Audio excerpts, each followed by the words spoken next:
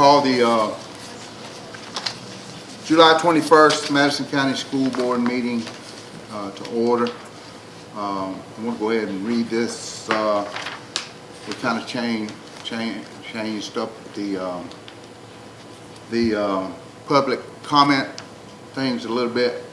The yellow comment thing is a non-agenda item, which you will speak on after. That'll be the last thing at the meeting.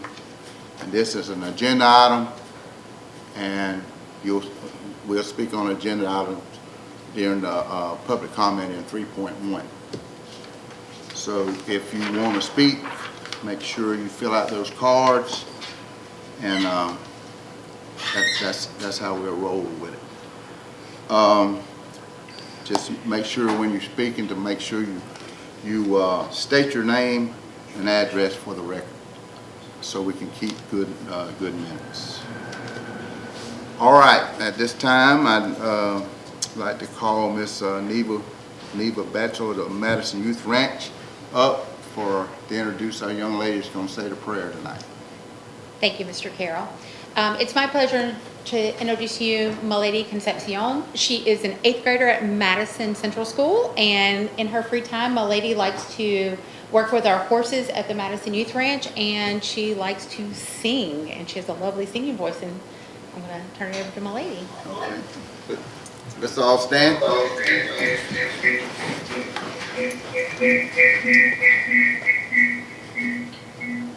Please bow your heads for respect. Dear Heavenly Father, I pray that you guide the school board members, the superintendent, and all the people that make the schools in Madison County possible.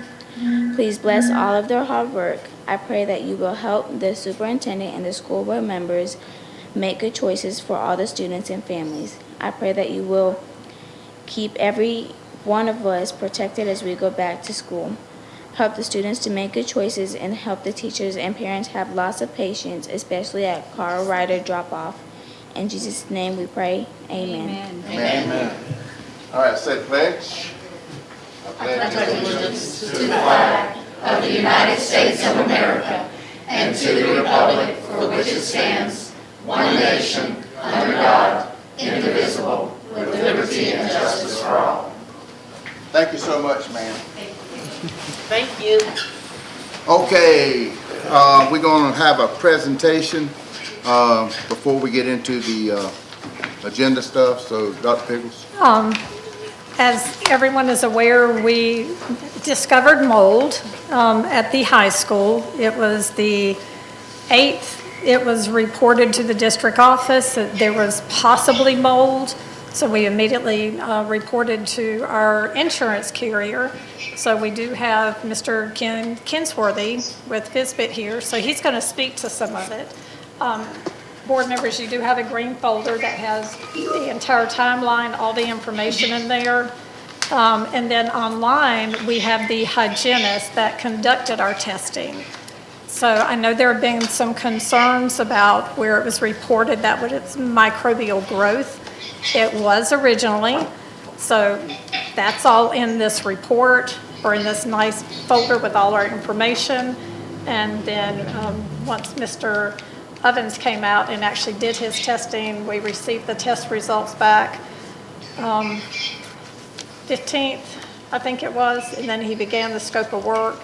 And then it's been a matter of having to work with our insurance carrier. So it has been something while I was at Shands for 9 days. It was not something that I ignored. It was a matter of, I did not actually see it until Saturday.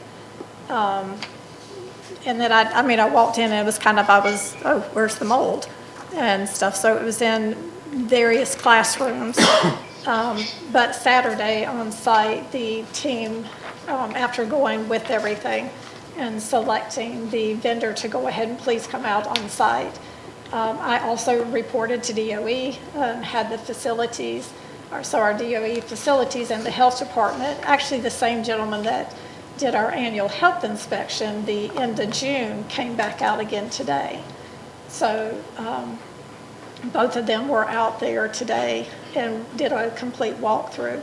So I will ask Mr. Ken Kinsworthy to come and speak, and then I will also ask Mr. Mike Ovens to speak. Mr. All right, Ken. good evening. As she said, my name is Ken Kenworthy, and I am the Executive Director of the Florida School Boards Insurance Trust, for which you are a member. And so I'm going to just walk through a few of the things. Dr. Pickles has highlighted several of those. And first, let me preface this by saying I am no means, or by no means, a mold expert. That's why you have the individuals and the hygienists that are online here that can address those specifics. But I want to walk you through a little bit about what has transpired over the past couple of weeks. So, first of all, we were notified. I found out about it through Patrick White, who is the risk manager for the district, and we happened to be at our summer conference over in Safety Harbor. He was able to show us some of the pictures that were discovered on that particular day. And so when this was July the 8th and 9th, when we had our meeting. And so on her way back, as we were leaving that meeting, we have our Assistant Executive Director, Pam Smith, actually stopped by the school on her way back. And while she was there, she had the opportunity to meet Mr. Ovens there as well and do a walkthrough of the school. Also met Mr. Ginn there. And Scott Jones, who was also from Belfour, actually. And so the second item that you see in your folder here that Dr. Pickles has prepared for you is a recap of that day's events. So Pam Smith went through, she talked about meeting Patrick here, she talked about a review of the pictures. We actually ran across Scott Jones because one of our brokers for us said, you know, he may be willing to come by and just do a courtesy visit to tell you what you're looking at. And so the highlighted area there that you see that Scott Jones with Belfour indicated the substance is microbial growth. So I understand that there maybe was a little bit more read into that term than what really that it meant. A lot of times insurers refer to any sort of growth that perhaps could be pathogen related as microbial. And so at that point in time, it was not identified as to what this substance was, and so therefore it was referred to as microbial growth. It was not an intent to hide anything or to disguise it as mold. If you looked at it, clearly it did appear to be mold, but you don't know that until that substance is tested. So there was a recap there of some of the events that led to the to this possible mold growth. And we'll let the facilities department talk a little bit more about the events that led up to that. But we were able to contact an industrial hygienist. The industrial hygienist was on site and actually did a walkthrough. And the third item that you have in your folder here is actually the mold assessment. This is actually volume 2 because there was a volume that had to be updated once more information was presented, and Mr. Michael Evans is online to assist us in walking through that. He talks about the initial loss and he talks about his initial inspection on July the 11th. And then he goes on to tell you about the samples that he collected, the types of samples that he collected, where they were at, and he gave some immediate recommendations for both the high school, and I understand that there was also a couple areas of concern at Madison Central School. So you have his remediation protocols there, in which are being followed as we speak. As far as the treatment is concerned, again, I'll leave that to Mr. Ovens to let you know what exactly he has been doing and why he had recommended that. But I want to address a couple things here as one of your insurance providers. So you're self-insured. It is a Florida School Boards Insurance Trust is a self-insurance pool. So the first $100,000 of any sort of cleanup relating to this mold actually is yours to bear. So following that, though, anything above $100,000, if it is determined that those expenses under the $100,000 are fair, reasonable, and just, then reinsurance kicks in. So our reinsurance company is called Ascot. They've been insuring us for pollution for pollution for many years. So we have a policy. So if anyone was wanting to inquire about the turn of events or the things that we had to go through in getting coverage approval with this, there are a couple areas in the policy that make it very clear about what needs to occur once it is determined that there are either emergency costs, crisis management costs, cleanup costs in the event of a pollution event. And basically, I'll read it to you, as it talks about that when the insured becomes legally obligated due to environmental reasons for cleanup costs, then the following things have to occur. The first is you have to submit for approval all proposed work plans prior to submittal to any regulatory agency. You must submit for their approval all bids and contracts for cleanup costs prior to the execution or issuance. And in that, it also talks about we must forward progress reports and submittals regarding those cleanups at reasonable intervals, and we have already begun to get those progress reports come in. So when you look at that, because you're talking about a claim here that, according to my calculations right now, is landing about $425,000, your reinsurance gets to make some of the decisions that come along with that. So, we in that calculation of the figure that I gave you, it would be the cost of the industrial hygienist, the cost of the industrial hygienist to manage that project, the cost of, I also included in there the cost of the demo temporary chiller connections, as well as the monthly rentals.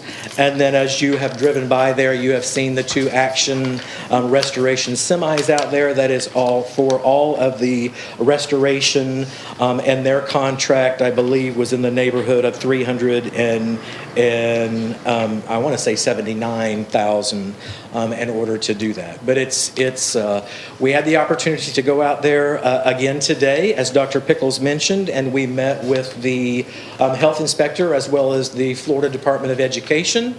They walked out. I think that they were very surprised with the number of people that were actually on campus working.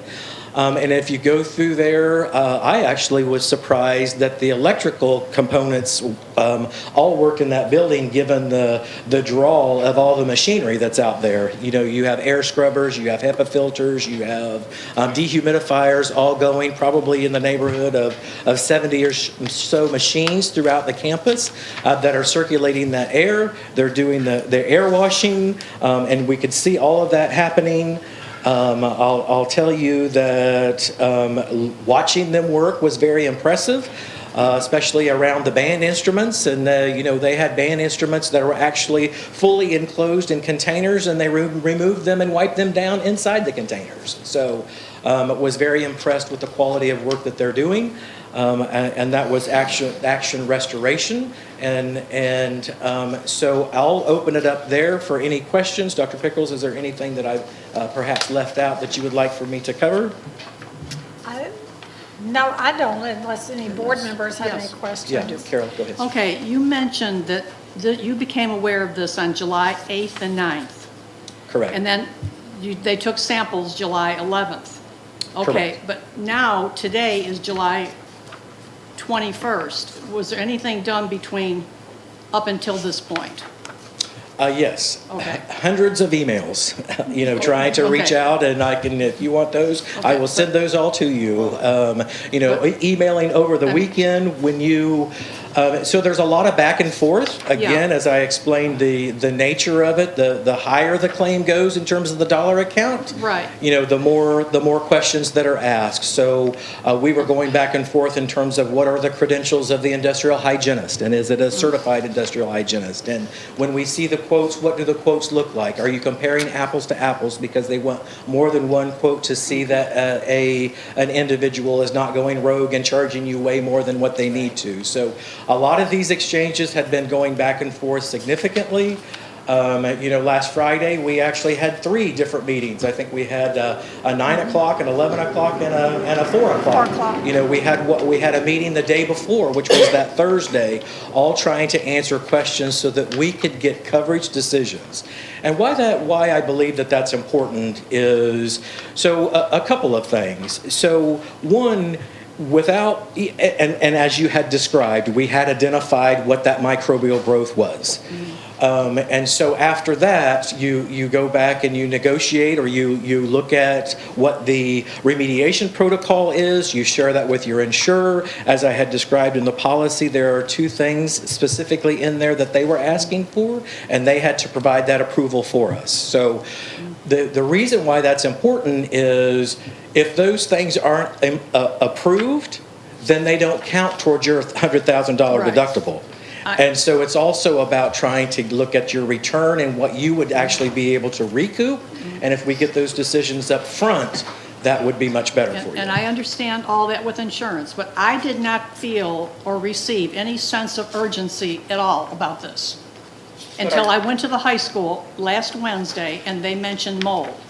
And I thought, and then some of the parents have been very interested. Their children are going to the band camp. Sure. But I'm thinking, why wasn't this brought to the forefront? Friday's paper said there was no mold out there. So I'm thinking, well, and then Saturday it was retracted, we're addressing the mold. So that's not your problem though, Ken. So- We know that. Ms. That's Gibson, not Ken's problem. let me address that, because by the time we received the initial report and Mr. Patrick asked me, because he was hearing, the initial report was microbial growth, and I read him exactly what was in the report.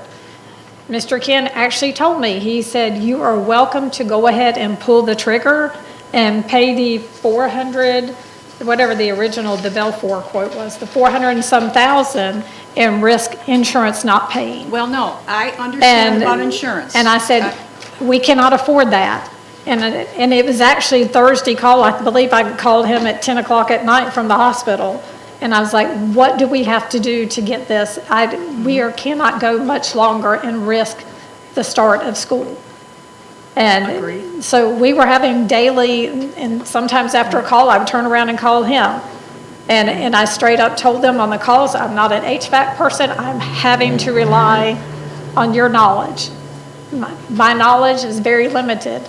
I'm hot, I push the number down. I'm cold, I push the number up. I know nothing else about it. Well, So, I understand that. I am relying on Mr. Ovens and them in the insurance company to tell me and recommend. I guess it's transparency. Transparency. Okay, This is Mr. what I'm Gibson, addressing Ms. right Gibson, now. you also understand where I was last week. Yeah, I realize that you were at the hospital. Are you the only person in the district that can take care of anything here? No, if- but if- you understand where I was, and I was Yeah. addressing this from the Okay. hospital. Well, I guess we were not informed of the urgency of this. I made merely a visit out to the high school, to say goodbye to someone, and then they're talking about mold, and I'm thinking, oh, okay, and I didn't realize So, the extent Can I of allow it. Mr. Ovens Yeah. to go ahead, because Okay. he's the one that came up with the scope, and that's when we started really pushing. Okay. We had to wait and get his results and have him develop the scope. Mr. Ovens, would you go ahead and address, please? Can you hear me? Yes, sir. Good evening, everybody. How are you? Well, My name is Michael Evans. I've been hired by the district to act as the hygienist and oversee remediation at the school. I'm both a licensed mold remediation contractor and a licensed mold assessor in the state of Florida. I hold several state certifications for both mold assessment and mold remediation. I've been in can you hear me? Yes. Yes. Yes. I've been in property restoration for over 20 years with a primary focus on mold remediation. And I am also a dad. I have 2 small children. So when I'm operating, it's always from the safety of occupants first. So I went out there, I was notified on the 10th that there was a problem with the school. I did my inspection on the 11th. I went out there, I found visible mold growth on portions of carpeted areas throughout the high school. I performed sampling throughout the school. I took air, surface, swab sampling throughout the building. When I also did some on-site air testing to establish potential aerosolation of spores or any hazards in a school that may be floating around. When I left the school, I notified Ms. Pam that occupancy to the building should be limited and anyone who comes in the building should be wearing a respirator at the minimum. We got the results back on the 16th from the labs, specifying what species was inside the school. Aspergillus was the species of mold that was identified. Aspergillus is a common mold found here in the state of Florida. It's a common exterior mold, outdoor mold. It's also present in all houses, buildings. And basically, what had happened at the school is the humidity had crept up above 65%. Aspergillus will germinate in conditions with relative humidity above 65% in less than 72 hours. So the process happens very quickly. We were fortunate enough to identify what was going on in the building before there was any sort of cross-contamination throughout the building. Through my sampling, we were able to identify 2 essential zones in the school, carpeted area versus non-carpeted areas. The carpeted areas had been affected more severely than the areas of the building that did not have carpeting. When the samples come back, I established a remediation protocol, air scrubbing, HEPA vacuuming, wiping down. I think everybody has a copy of that. We selected a contractor, and the contractor has been out there working since Saturday. I've also been hired by the school to oversee the remediation process. So I've been at the school every day since the contractor has been on site, verifying their equipment, verifying the equipment counts, verifying their work, and so far everything is going very smoothly. Now, Mr. Mike, will you, I'm sorry, Mr. Mike, will you, as of this morning, I believe you said they were about 60% of the way through in your testing. You'll be able to start testing or retesting areas on Wednesday, is that correct? On Wednesday, yes, that is correct. So Wednesday, I will start collecting samplings to do post-remediation verification. So all areas of the school that were affected will be tested on the back end to make sure that the contractor has successfully remediated the property.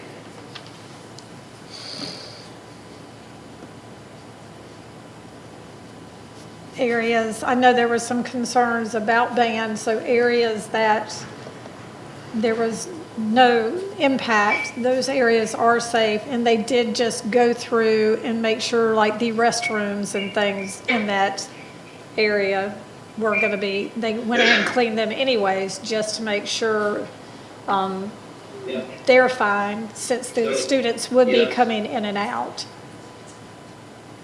Yep, so the gymnasium wasn't an area of the school that was impacted. No carpeting, it's on its own air conditioning zone. The sampling that I did from the gymnasium came back with no concentrations or elevations of any mold. The lavatories and bathrooms on the back end of the school where the kids haven't been allowed to come in and use the facilities. Also, just a precaution, have been cleaned. There's HEPA filtration equipment running currently. I've also verified that there is no particulate in the air whatsoever across the micron range. So essentially the air in that area is, the cleanest air that anyone will ever breathe when they're walking in there. It's very, very safe.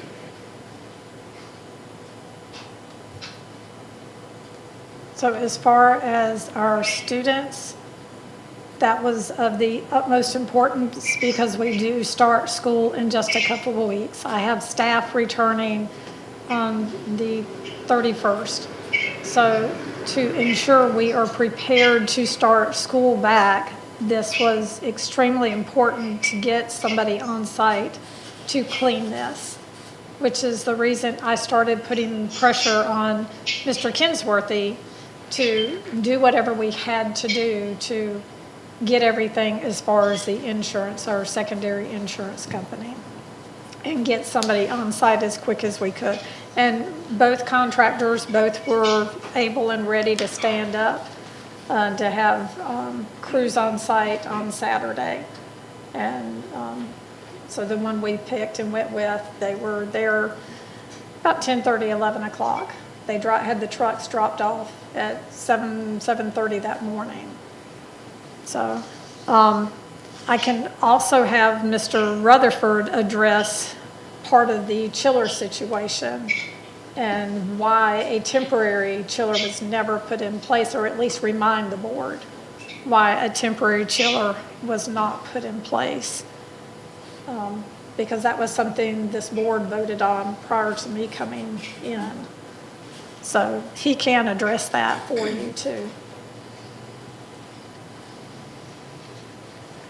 Good evening.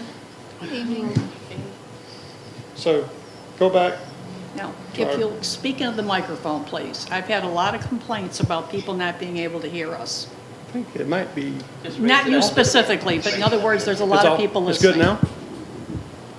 Raise it up just a little bit. They should- There you go. Yeah, okay. So back September 23rd, you bid the project. Bid the project with a $2.8 million number from your budgets that current CFO, Rose, had identified.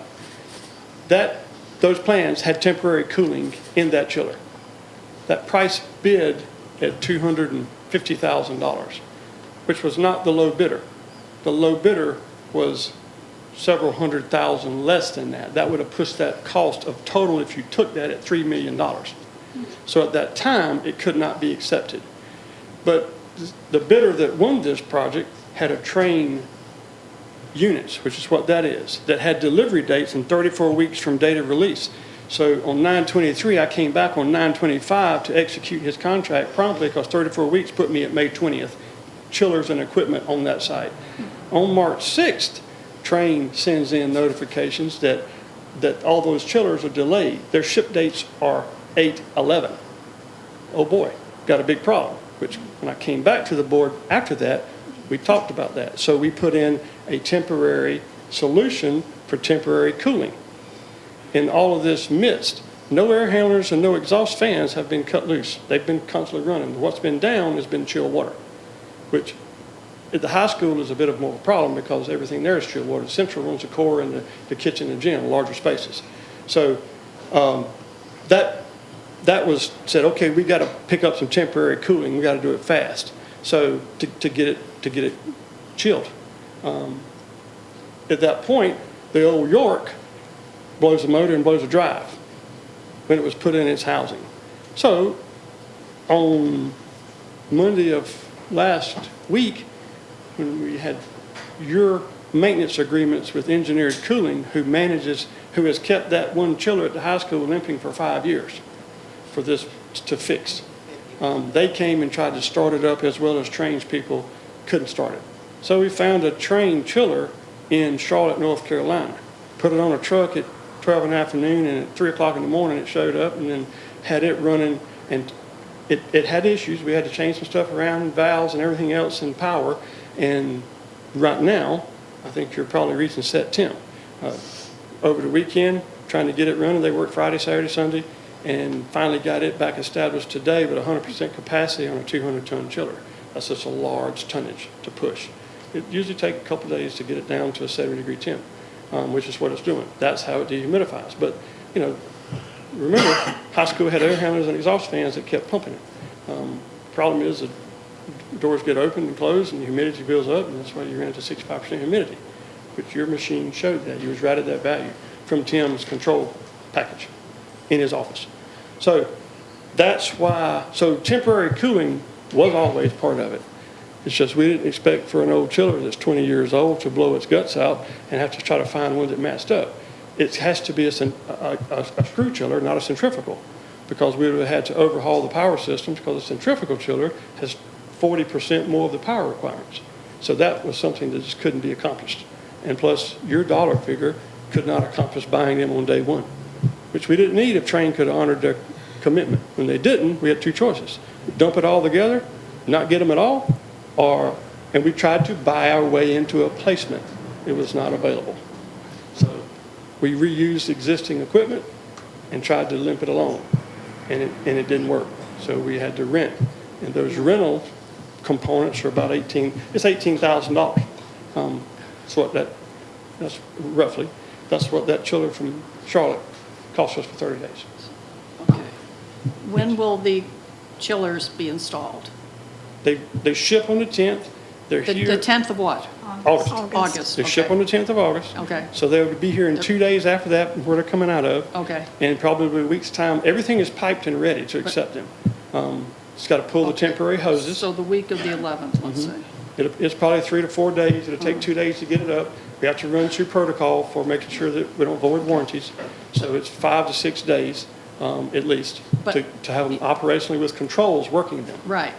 But in the meantime, we're renting this thing to... A temporary to chiller. get the AC working. To get chilled water at the high school. Okay. There's a temporary screw drive chiller sitting on the yard in the enclosure. Yes. Right now. Thank you. And Central's different. It's in the back. Right. Is that it? That's it for this piece. Thank you. Thank you. Thank you, Will. Any more questions for Mr. Evans or Mr. Kinsworthy? Any more? I don't have a question. I would just like us to be perfectly clear with our parents and our employees. Our employees have been working out there. Mike said that he suggested they wear an oxygen mask. I mean, do they know about this, or was it offered to them, or? That's what makes me So- worry. You have children out there. The band students have been out there. I mean, they may have So asthma, they until have he just said allergies. that, I did not even know that, You didn't know what? that he had recommended mask. Oh, well, That's the but- first I had heard that. all right, well, we'll just hope for the best, I guess, from this point on. I just want it to be perfectly safe for the employees and the students. That's what I want, and to also, that's the reason I kept pushing, trying to make sure. And the many phone calls we had, and sitting in a hospital room, this was a priority. They had to call me because I could not join via Teams. So they would call me with each meeting. So I apologize for having to not physically be here. Same reason I had to call into the meeting, but trying to deal with my mother. She's had a second surgery again today, and I did not go to the hospital today. So I have been very on edge today. But she has come through, and she is at least now back in ICU. But I knew there were things I had to meet them this morning and be here this evening. Dr. Pickles, I think what it boils down to is you were doing everything that you were supposed to do, but nobody knew it, is really what it boils down to.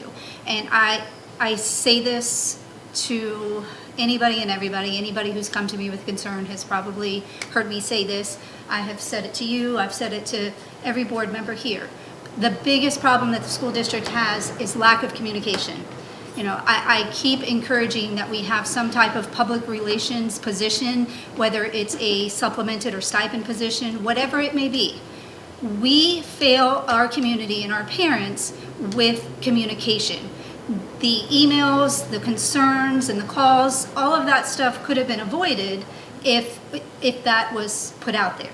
You know, we knew band camp was coming, you know, so the minute that, you know, the mold was identified, you know, that should have been okay, do we need to have these students in here? Do we need to move them to the gym, or do we need to move them to another location? Like, those are the things I think the disconnect that in this situation, like, you did your due diligence and you did a great job. The problem is that nobody knew you were doing it.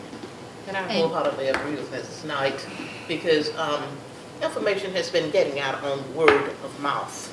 Word of mouth is not from us. We don't operate word of mouth. We need something that we operate. And when we give this information out, we can get it out in a minute, and then it can get right there to all the parents, just like the calls and whatever. When something happens, it goes to every child that has a phone number on file. We need something like that instead of addressing on word of mouth. I think a public relations position is something that we need to very heavily consider, because all of this stuff could be avoided with all of the he said, she said, and miscommunication of, well, you know, the telephone where stuff gets added by every person that, you know, translates it to the next person. It could all be avoided if there was a direct statement coming from the district for people to share point blank, period. And that's where I think we fall short as a district, not just in this situation, but across the board, period. And if I could add one thing to that, we only have 2 schools, Yes, ma'am. and we have a superintendent who could be our spokesperson, which she is the spokesperson. She's in charge of the district. So that would, as far as hiring someone else to do that job, let's just let the superintendent do it. Well, Well, there are so many other duties and responsibilities Correct. that are up under the superintendent. Correct. And then we have our chairman of the board.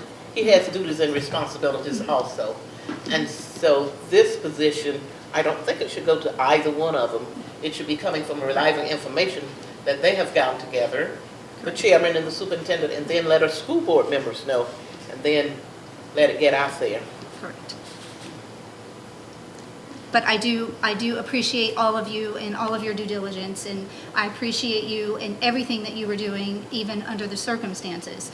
I really want that to be a focus item for us moving forward, especially going into this consolidation. You know, we want these parents to trust us, you know, and in order to do that, they have to know what's going on and what environment and everything that's going on with their children. So I know I have said it until I'm blue in the face, but I would love to take this as a learning opportunity that we will consider a public relations position so that we can avoid these situations moving forward. Noted that on the agenda. Thank you. Thank you all for being present to clarify the situation. Thank you, Mr. Mike, for calling in, and thank you, Ken, for coming this evening, you. especially coming back over a second time today. Thank you, Mr. Wilson. And Yes, ma'am. I would also like to know, Mr. Timgen, you know, we appreciate you and all of the hours that you've been putting in this project. I don't want that to go unnoted.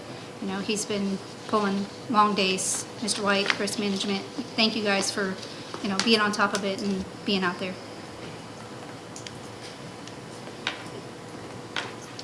Okay, now All you right, wanna now, amend the agenda? now we're going to amend Amend the the, agenda. yep. All right, now we'll move to the agenda. We're going to amend the agenda. 5.1A is going to be CM agreement. Mr. Rutherford addressed that. And then 5.2 is going to be the advertiser of the budget. Excuse me, 5.1, What was that? 5.1A, 5.1A and what is that? This- will be the CM agreement with Allstate. You approved Allstate to do our CM services, and this is the agreement. And what's the second one? 5.2, the advertisement of the budget with Mr. Copeland. I didn't hear you. What was it again? Advertisement of the budget. With Mr. Budget. Copeland. Okay, let's see. Okay, that's all the amendments. Thank you. I think. So, do I have a motion to adopt the agenda? I move to approve the agenda. I second. Okay, have a motion by Ms. Gibson and a second by Ms. Knight to adopt the agenda. Any more discussion on that? Not, all in favor? 4-0. All right, public comments. We got one. Any more back there? I know any more back there? Any more? Okay, we got one that's on on an agenda item.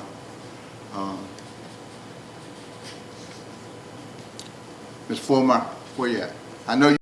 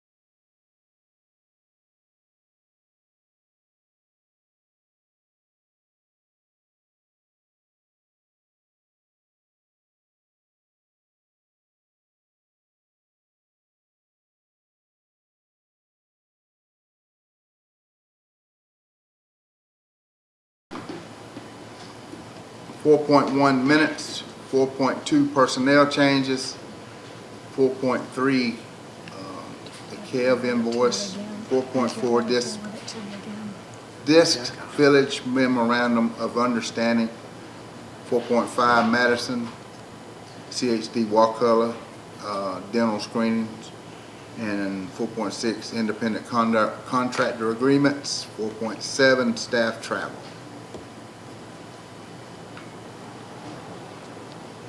All right, Mr. Chair, I move to accept the consent agenda items.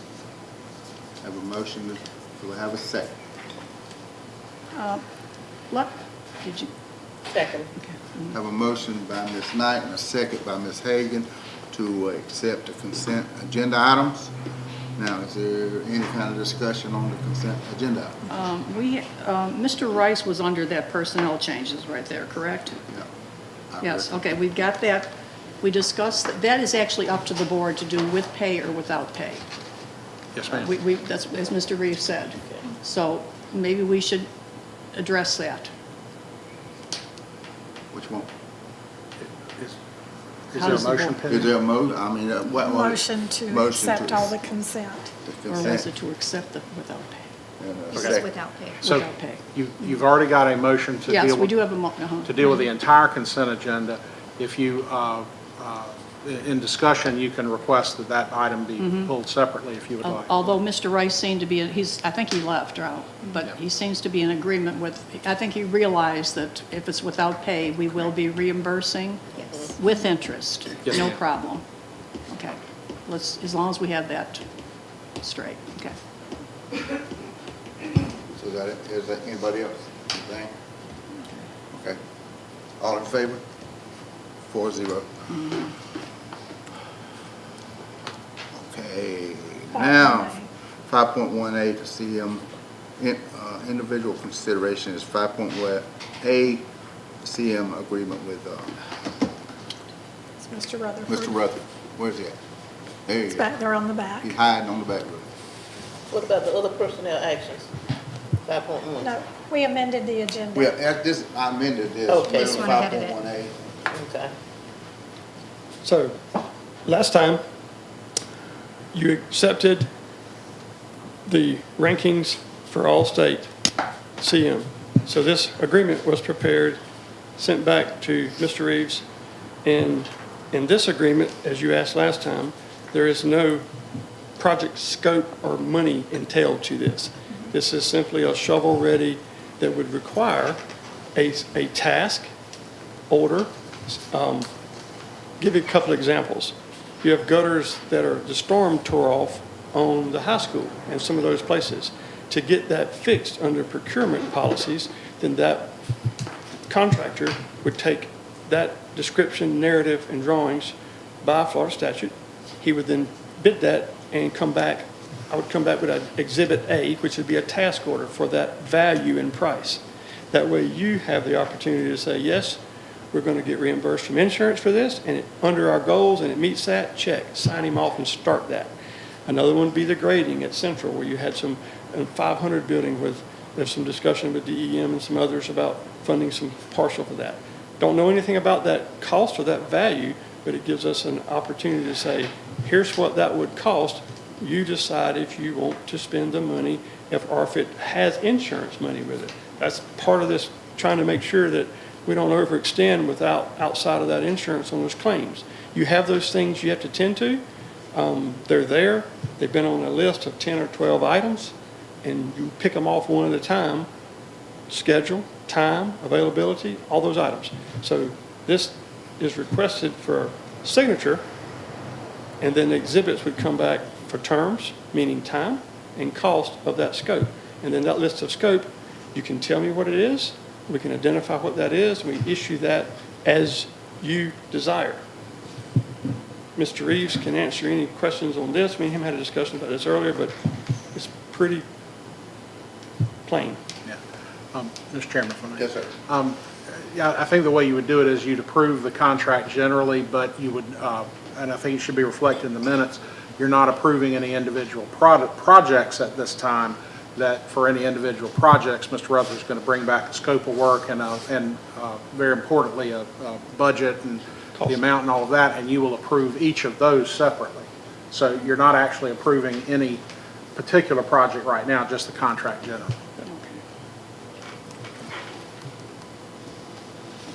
You need a motion.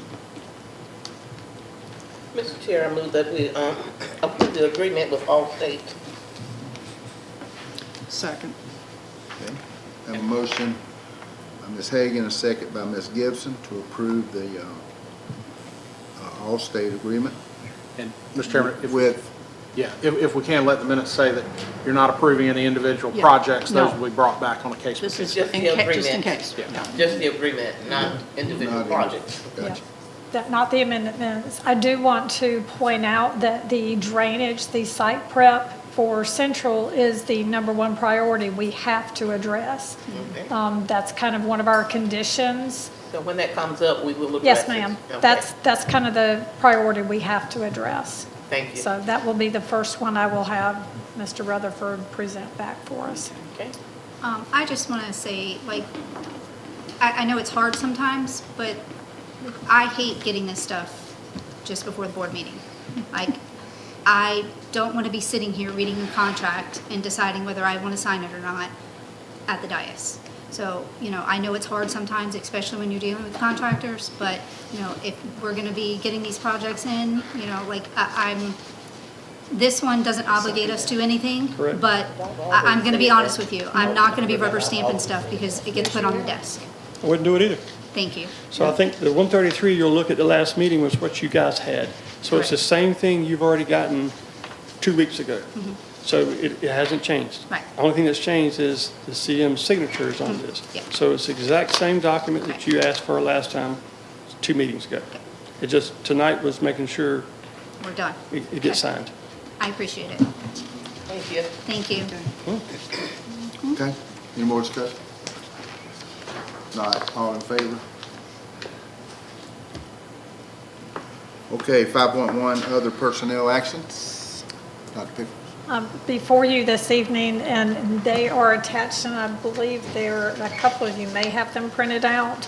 I had them listed while at the hospital. I could not upload anything and I could not type out anything.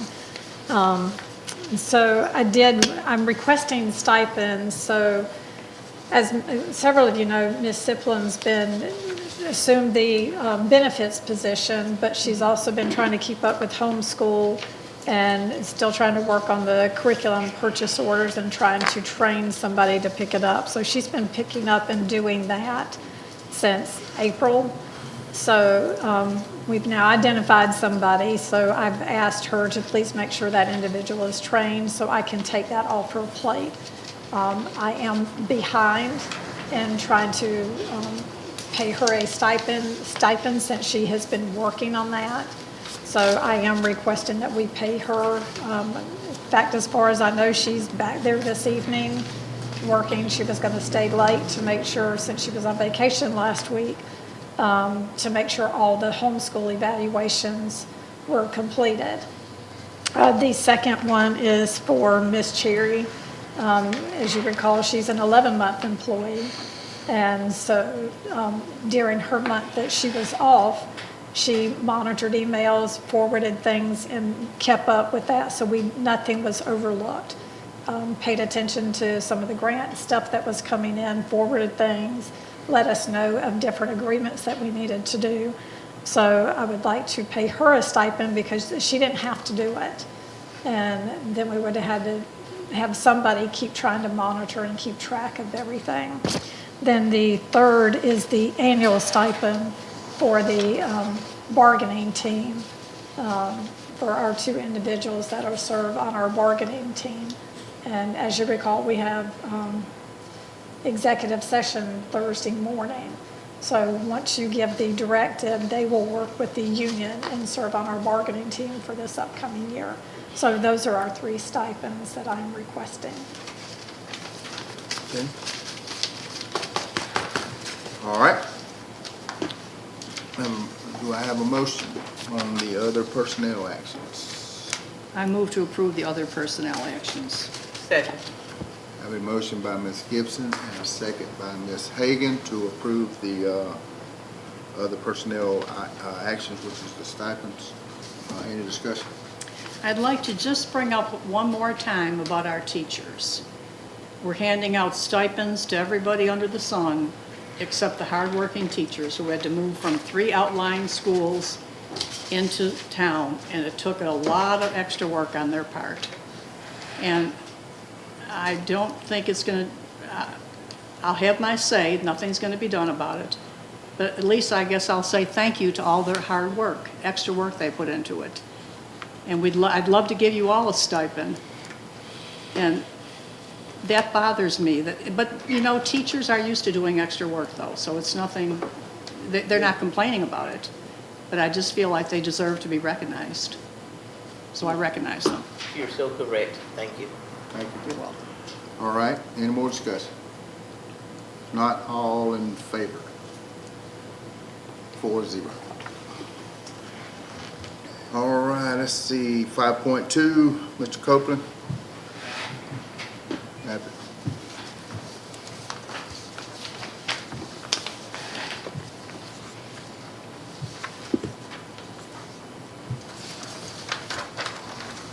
This is just a tentative budget. This will change. That's the only thing I can promise you about it.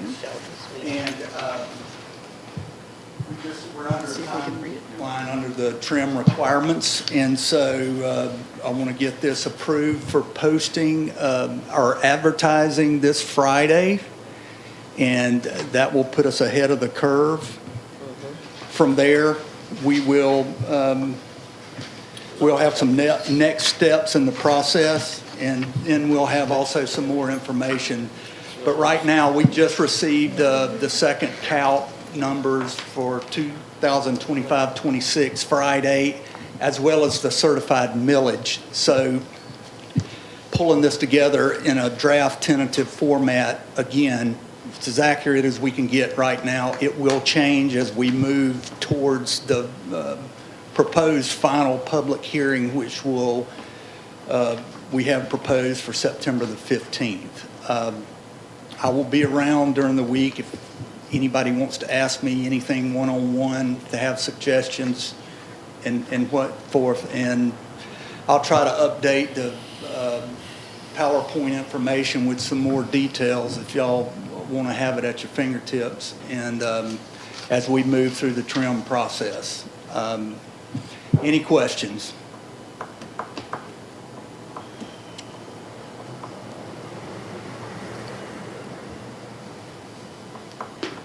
The same thing we went over the other day, right? Yeah. We tweaked it a little bit for the second calc, but Right. it's, again, it's hard to pull a budget together that's spot on when you haven't even closed your year out, but that's just the nature of the beast. Everybody has to deal with it, not just us. Right. Yeah. Our second calc was released Friday, I believe. Yeah, and I made sure he had it, and I said, please update, but it was pretty flat. I think we were, It was not even significant enough, but the certified millage rate changed a little bit from what we were working off of. But again, we've got to crunch numbers. We got to wrap up the fiscal year of June 2025 and tweak this and get it final. So, but this is the starting point that we're required to have. Okay.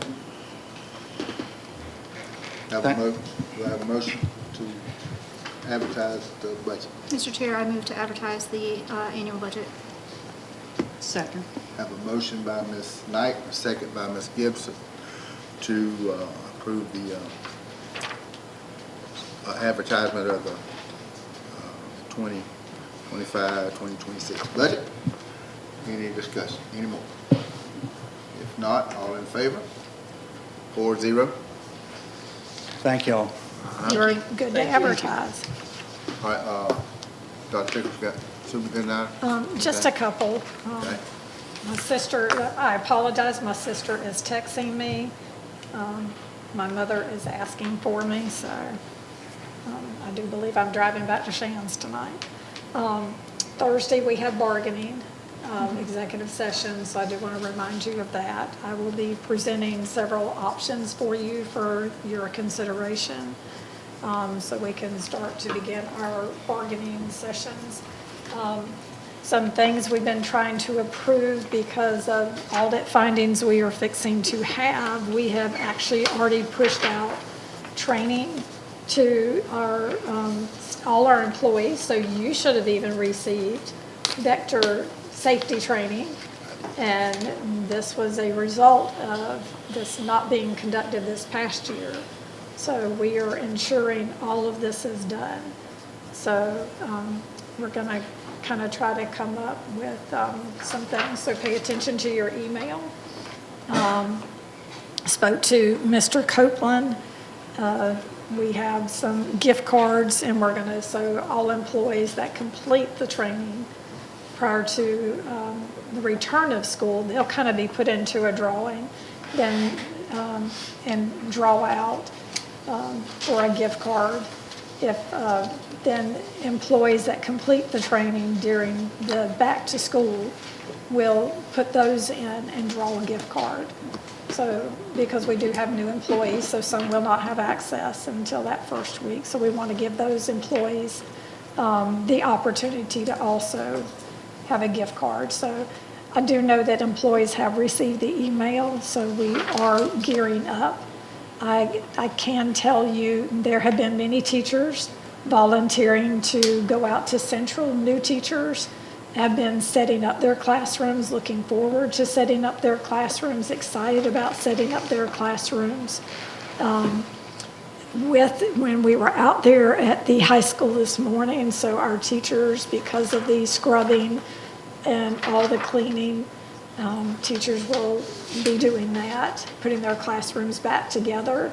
So that first couple of days, that will be happening.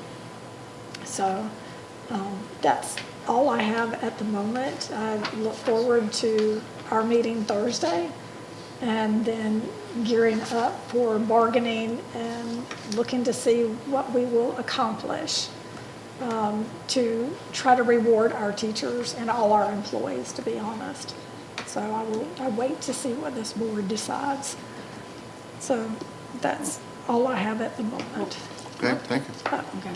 All right, Ms. Gibson, Well, I it's my think turn had a anyway, question. but I was going to say, principal at the high school. Do we have a principal at the high school? You just approved one. We just approved one? Mm-hmm.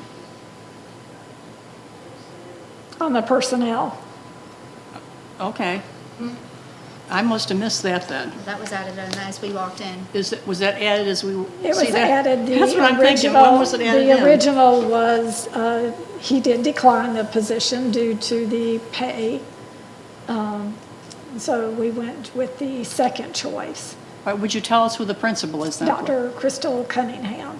Say that again? Crystal Cunningham. Crystal Cunningham.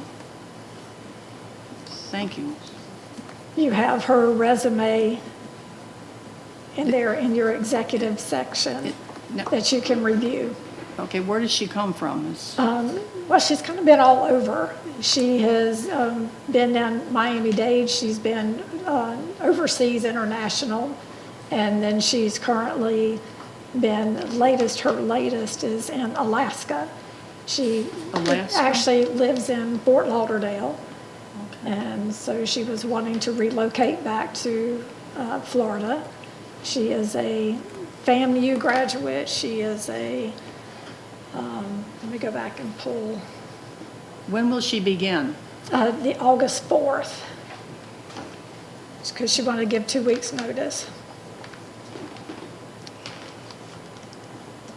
I'm not signed in as You a, say she's a graduate of FAMU, yes, the ma'am. #1 historical black university in the whole world. that's it. That's it, man.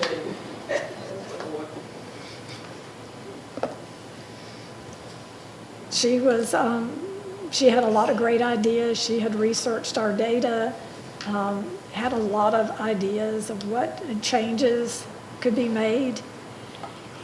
Let me see where her, I have to go back to her degrees. I graduated from FAMU too. Yes, you do. She has her undergraduate from FAMU, and then her master's from American Intercontinental University, and then her PhD from Capella University.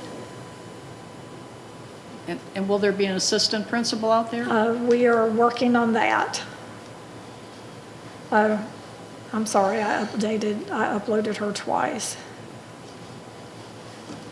Because that name was not there before the meeting. It sure wasn't. No. That was when the other individual withdrew at 5 o'clock. I never saw a name for a school, Madison County High School at all on here. It And I've been was looking throughout the day. 5:30, because I was trying to make sure we had a principal Okay. by the time school started.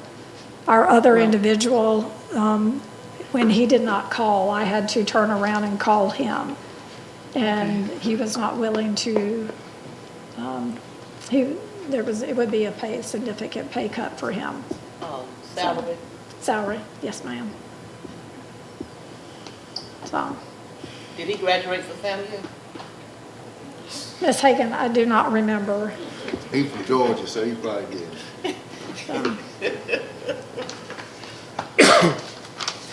We had, I think, if I recall, there were 7 candidates. One withdrew originally. There were 6 interviews conducted. There were, how many females, how many males? Do you recall? 4 females, 2 males.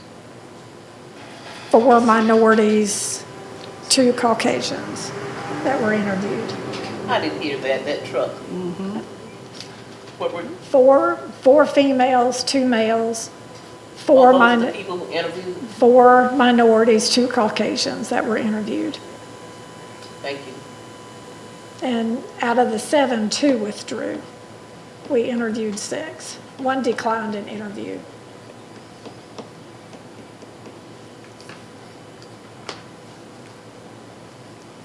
Any Good. other questions of me? Ms. Reeves? No, sir. Ms. Gibson?